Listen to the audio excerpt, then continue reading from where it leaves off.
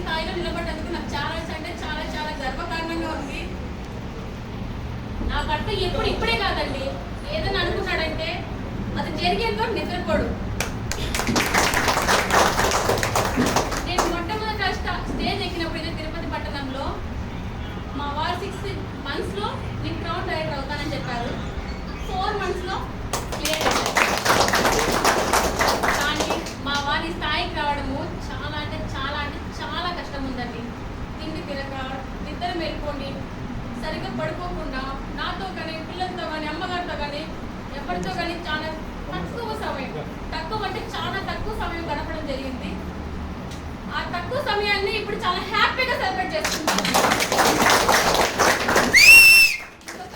ఇంకా చెప్పాలంటే చాలా చెప్పుకోవచ్చు. ఈ విషయాన్ని చిన్న విషయంతో ఆపడానికి నా వల్ల కావడం లేదు. మా వారు ఇది సంజీవని లాంటిదండి. మన వెస్టేజ్ సంజీవనిలో అక్షయ పాత్ర లాంటిది. అక్షయ పాత్రలో వేసే కొద్దీ ఎట్లా పెరుగుతూ ఉంటుందో మన వెస్టేజ్ కూడా అక్షయ పాత్ర లాంటిది, సంజీవి మొక్క లాంటిది. మా వారు అంటే నాకు మామూలుగా భార్య కాబట్టి గ్రేట్గా ఉండొచ్చు. కానీ నా భర్త ఎంతో మందికి ఇక్కడ కాకుండా మామూలుగా బయట ఉన్నప్పటికీ ఎంతో గ్రేట్గా ఉన్నారు. ఇక్కడికి వచ్చిన తర్వాత మాలాగానే ఇక్కడ ఎంతో మంది నిలబెడతారని చెప్పేసి నాకు పూర్తి నమ్మకం ఉంది.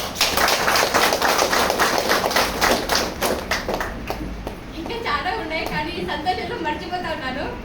సరే, ఇంత గొప్ప అవకాశం ఇచ్చినందుకు, నా భర్త నాకు ఇంత స్థాయి నిలబెట్టించినందుకు నేను ఎప్పటికీ నా భర్తకి రుణపడి ఉంటానండి.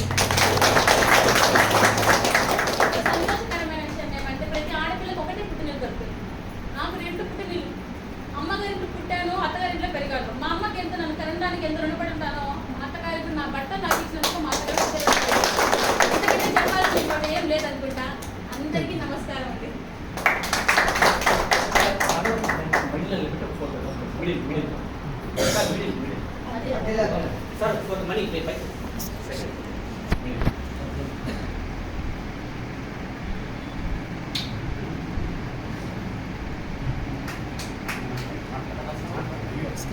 ఓకే, వీడియో తీసి ఓకేనా తీసారా? నెక్స్ట్